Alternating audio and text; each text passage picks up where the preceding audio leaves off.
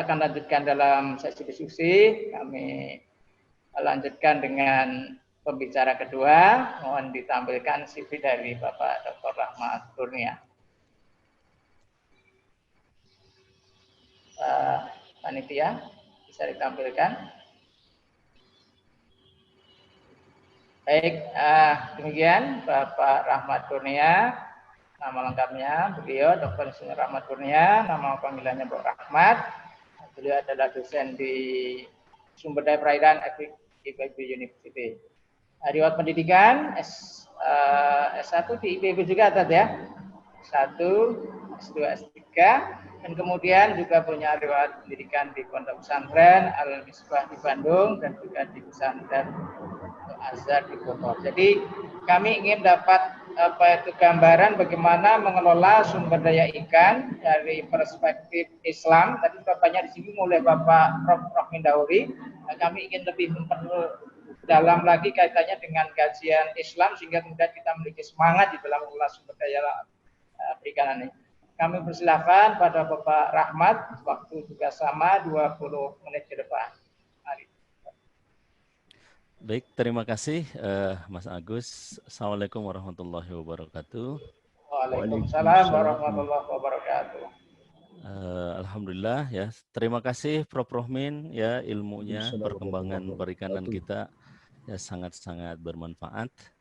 Dan izinkan saya untuk menyampaikan ya sebuah perspektif bagaimana pengelolaan sumber daya perikanan ya dilihat dari ajaran agama kita, yaitu ajaran Islam.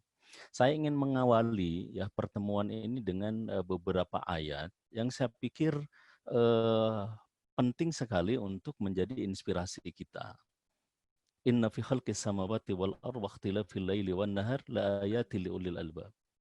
Sesungguhnya di dalam proses penciptaan langit dan bumi, pergantian siang malam, terdapat sungguh tanda-tanda bagi ulil albab. Ya.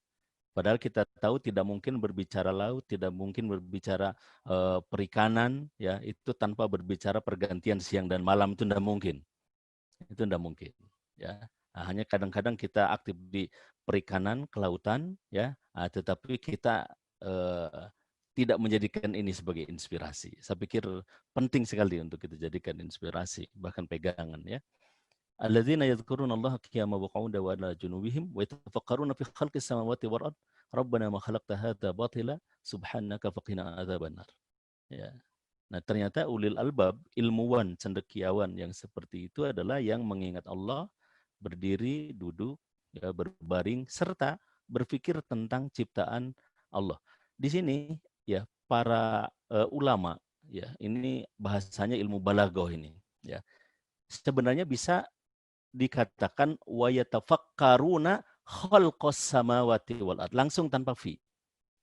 Dan mereka memikirkan penciptaan langit dan bumi dan seterusnya. Tapi di sini ada fi, wa yatafakkaruna fi khalqis samawati wal ard. Nah, mereka mengatakan dalam konteks balaghah ini artinya adalah bahwa di sini ada sebuah proses yang sangat detil yang betul-betul diperhatikan oleh ulil albab ini. Nah, jadi ada sebuah proses yang detil. Itulah tadi melalui sains dan teknologi. Kalau dalam bidang perikanan tentu banyak sekali ilmu-ilmu yang bisa kita terapkan. Dan ujungnya adalah ya sebuah kesadaran, sebuah keimanan bahwa semuanya tidak sia-sia, dan ujungnya adalah muncul rasa ketakutan sehingga berdoa faqina adzabannar. Maka jauhkanlah kami dari azab neraka. Ya, dan seterusnya.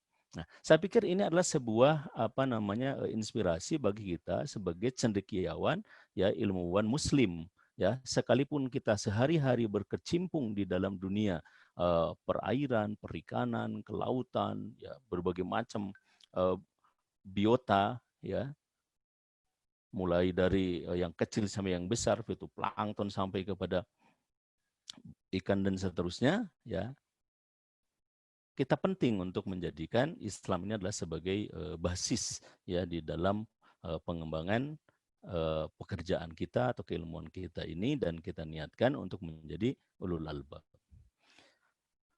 Kalau kita lihat pengelolaan perikanan secara umum ya dalam undang-undang saya kutip Ini adalah semua upaya termasuk proses yang terintegrasi dalam pengumpulan informasi, analisis, perencanaan, konsultasi, pembuatan keputusan, alokasi sumber daya ikan, dan implementasi serta penegakan hukum dari peraturan perundang-undangan di bidang perikanan yang dilakukan oleh pemerintah atau otoritas lain yang diarahkan untuk mencapai kelangsungan produktivitas sumber daya hayati perikanan dan tujuan yang telah disepakati. Nah, hari ini saya akan coba ya menyampaikan prinsip-prinsip terkait dengan pengelolaan perikanan perspektif Islam. Itu seperti apa sebenarnya Islam memberikan guidance kepada kita. Yang pertama, saya ingin menyampaikan definisi dari bahar. Nah, jadi rupanya yang namanya al-bahru itu di dalam kamus, ini saya coba ambil di kamus Al-Muhit, kemudian saya ambil di Lisanul Arab, ini dua kamus yang sangat mu'tabar ya di kalangan para ulama Islam, ya bahwa ternyata yang namanya al-bahru yang umumnya diartikan laut itu berarti perairan. Yang bisa laut bisa juga tawar. Inland water itu masuk di dalam kata bahar gitu. Ya, ini ya dikatakan di situ al-bahru adalah al-ma'u katsir awil milah faqat. Ya. Jamaknya adalah abhur, wabuhur, wabihar. Al-bahru itu adalah air yang banyak atau air yang dia itu asin. Jadi semua air yang banyak itu masuk dari kata bahr, ya, danau, sungai dan sebagainya, ya. Kemudian air yang asin. Jadi bisa berarti dua itu. Nah, yang mana yang dipakai tergantung kepada konteks ya yang digunakan, gitu. Kemudian di dalam Lisanul Arab itu dikatakan yang namanya bahru atau al-bahru adalah al-ma'ul katsir milhan kana au azban. Yang namanya bahar itu adalah air yang banyak baik asin maupun tawar gitu. Jadi artinya dalam konteks ini sebenarnya pengertian kata al-bahar itu lebih tepat perairan gitu. Baik dia itu airnya asin di laut atau mungkin dia merupakan air pedalaman ya ada di inland water dan sebagainya. Ini saya pikir satu hal yang menarik bagi kita gitu. Nah, ada 32 ayat berbicara tentang laut ya, ada 13 ayat tentang darat. Ini belum lagi ada 10 ayat dari turunan kata bahar ini. Kalau dilihat 71,1% tentang laut, 28,9% tentang darat. Artinya apa? Bahwa ternyata ajaran kita, ajaran Islam kita itu sangat memperhatikan laut. Gitu, sangat penting sekali, gitu. Ya. Nah, bagaimana dengan sumber daya perikanan? Jadi banyak sekali rangsangan, dorongan ya dari ayat-ayat Al-Quran maupun hadis Rasulullah SAW terkait dengan sumber daya ikan kita ya.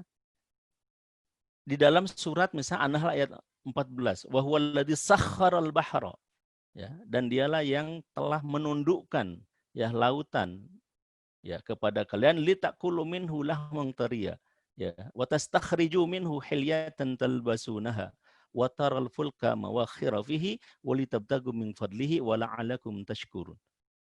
Jadi Allah telah menundukkan lautan. Menundukkan lautan artinya bisa kita kelola, bisa kita manage, bisa kita atur, bisa kita tundukkan. Itu yang namanya tunduk itu kan bisa sesuai dengan apa yang kita kehendaki gitu. Nah, agar apa? Di sini dikatakan agar bisa memakan daripada yang daging segar, perhiasan, bahtera berlayar, ya dan sebagainya. Ujungnya adalah bersyukur. Jadi sebagai sumber pangan, perhiasan, ya bahkan indahnya bahtera-bahtera yang ada di lautan. Belum lagi sebagai transportasi. Dalam surat Al-Baqarah 164, inna fi khalqis samawati wal ardi ikhtilafil laili wan nahar wal fulki allati tajri fil bahr. Ya. Jadi dan bahtera yang berlayar di laut membawa apa yang berguna bagi manusia ya. Bobot 2000 ton aja santai aja kalau di laut. Coba 2000 ton kalau ada di jalan tol itu nggak mampu itu.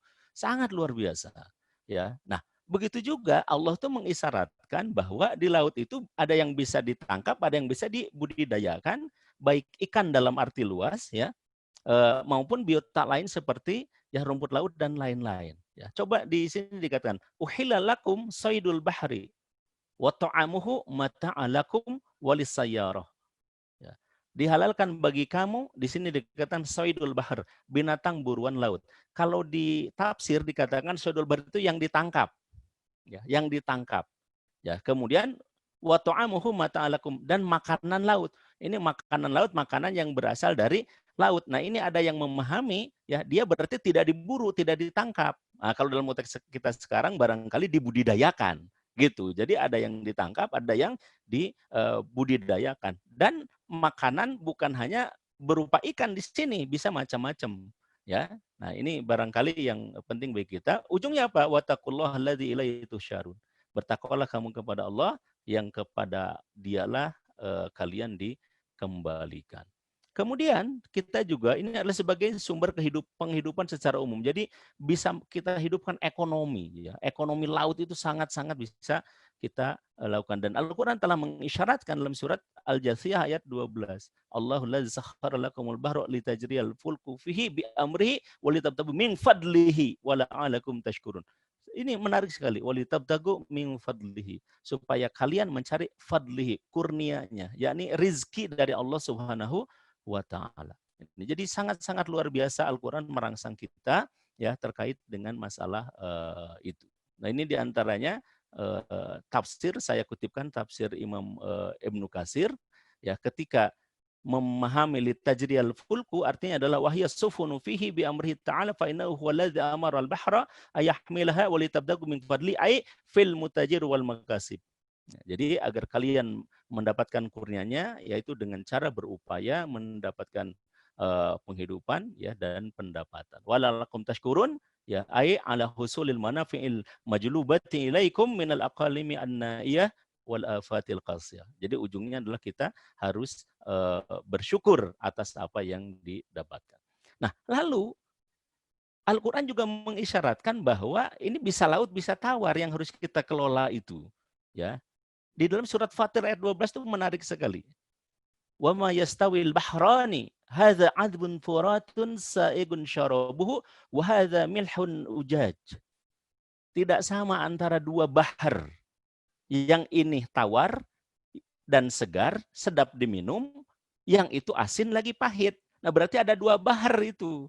Gitu, yang satu tawar segar, yang satu asin lagi pahit. Berarti bahar itu memang ada dua jenis itu. Gitu, itulah perairan secara umum gitu. Kemudian masing-masing, ya, ta'kuluna lahman tariya wa tastakhrijun nahiliyatan talbasunaha wa tarfulu fihi mawakhir litabtagu min fadli wa la'alakum tashkurun, dan seterusnya. Ya, jadi ini menunjukkan di darat maupun di laut. Dari situ kita jelas bahwa bagaimana Islam, ya, di dalam Al-Qur'an itu menunjukkan bahwa ada satu sumber yang bisa dijadikan untuk penghidupan, yaitu laut dengan berbagai macam jenisnya, termasuk, ya, perairan secara umum di darat, danau, sungai, dan sebagainya. Lalu bagaimana Islam, ya, memberikan guidance terkait dengan pengelolaan perikanan? Yang pertama, memang ada isyarat untuk mengeksplorasi, memanfaatkan perairan itu. Ya, ini ada kata-kata wahwaladzi sakharal bahra. Ya, sakharal bahra, yang ini menundukkan lautan untuk kita kelola, untuk kita manfaatkan. Kemudian walitabtagu min fadlihi wa la'alakum tashkurun, supaya kamu mencari keuntungan, mencari rizki di situ, mencari kurnia dari Allah Subhanahu wa taala. Kemudian Islam juga menunjukkan bahwa ini hati-hati, ini akan ada terjadi kerusakan di daratan dan di lautan. Zaharal fasadu fil barri wal bahri bima kasabat aydin nas liyudhiqahum ba'dallazi amilu la'allahum yarjiun. Ini dalam sekali maknanya, banyak sekali bisa kita ambil. Tapi intinya bahwa adalah telah nampak kerusakan di daratan dan di lautan atas perbuatan tangan-tangan manusia sendiri, yang karenanya akan ditimpakan sebagian ulah mereka itu kepada mereka agar mereka kembali. Ini syarat untuk apa? Untuk tidak berbuat kerusakan, termasuk harus memperhatikan lingkungan. Karena fasad di sini artinya adalah umum.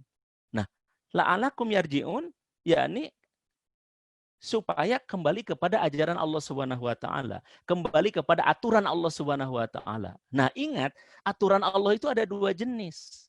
Ada qauliyah, ada kauniyah. Ada aturan Allah yang ada di dalam wahyu, di dalam Al-Qur'an, dalam sunnah Rasulullah SAW. Ada aturan Allah yang ada di alam, itulah yang disebut dengan sunatullah.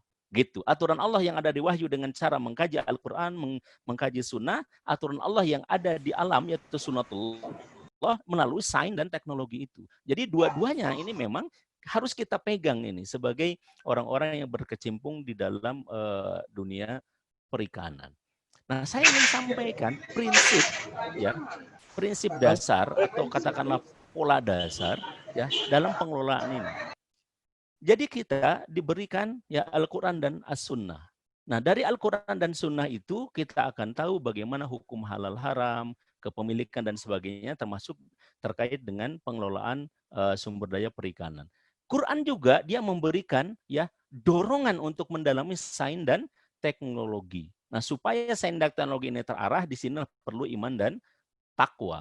Apa yang dikaji? Yang dikaji adalah sunatullah, hukum Allah yang ada di alam. Nah, ujungnya kedua ini dipadukan, maka laut sudah ditundukkan untuk manusia, kita dapat mencari rezeki berbasis hukum Allah Subhanahu wa taala dan sains teknologi dengan dasar takwa itu di sini, ujungnya akan menjadi orang-orang yang bersyukur. Nah, secara lebih detail saya ingin sampaikan begini.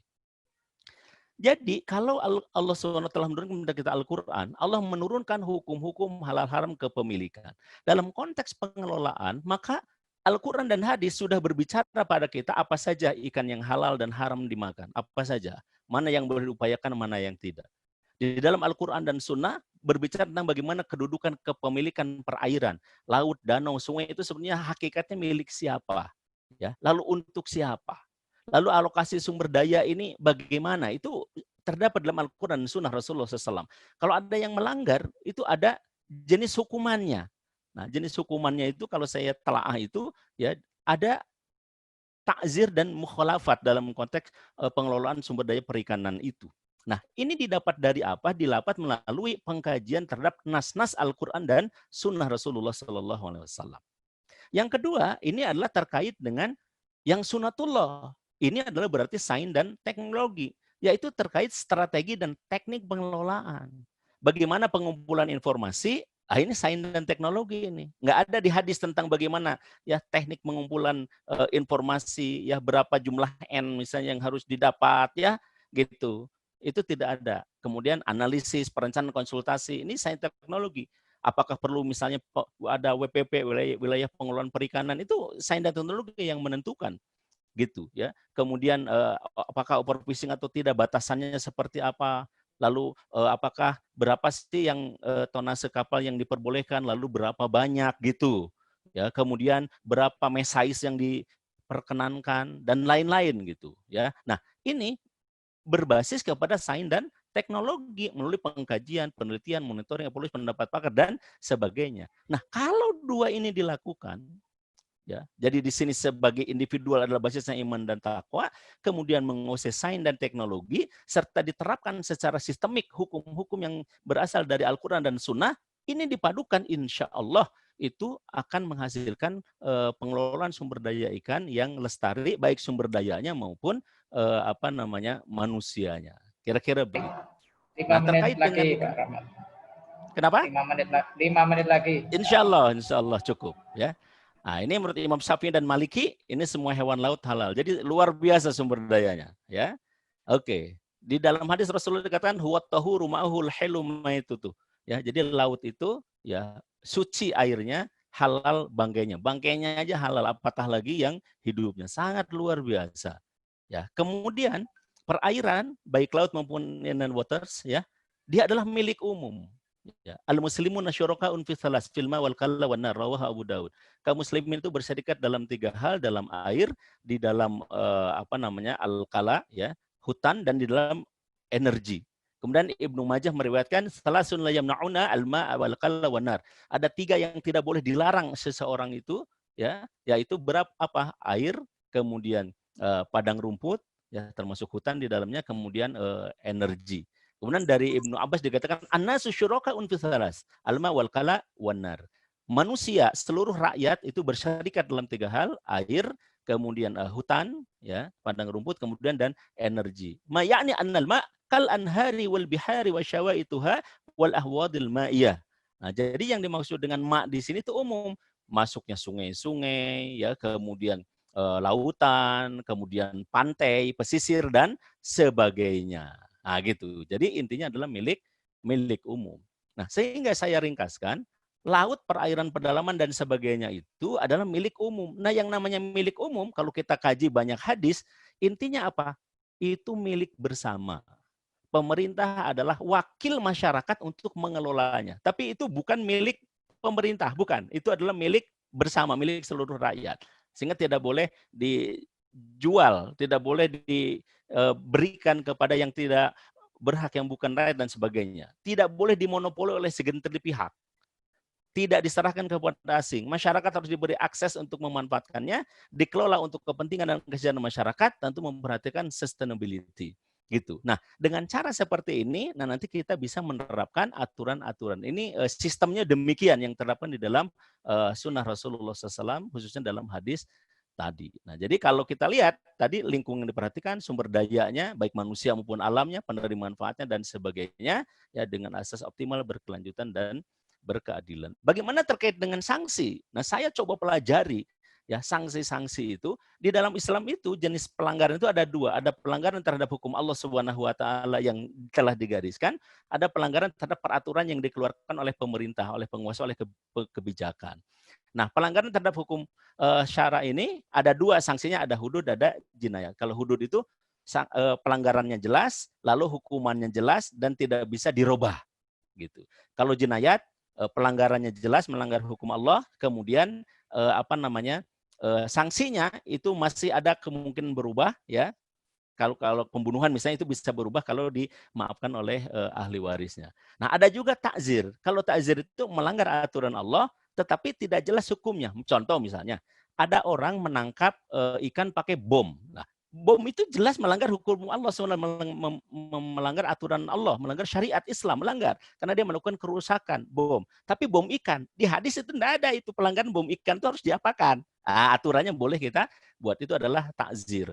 Kalau mukhalafat ini adalah penyelewengan terhadap aturan yang dibuat yang tidak ada di dalam nasyara. Contoh misalnya, ditetapkan bahwa mesais itu adalah untuk rajungan katakanlah 11 cm gitu. Tiba-tiba ada yang menangkap itu adalah 10 cm. Ini kan melanggar. Melanggar, lalu hukumnya apa?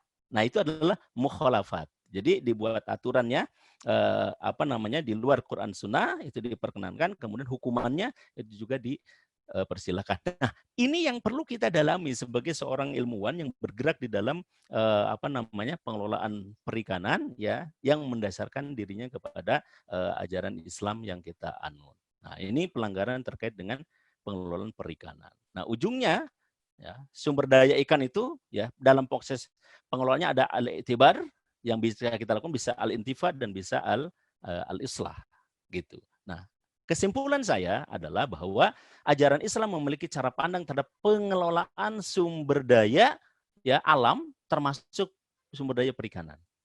Kemudian ajaran Islam memberikan aturan terkait apa saja sumber daya yang halal dan haram, kedudukan kepemilikan perairan, laut dan seperti apa, lalu alokasi sumber dayanya adalah untuk siapa, itu adalah milik bersama, lalu jenis hukumannya adalah berupa ta'zir dan mukhalafat.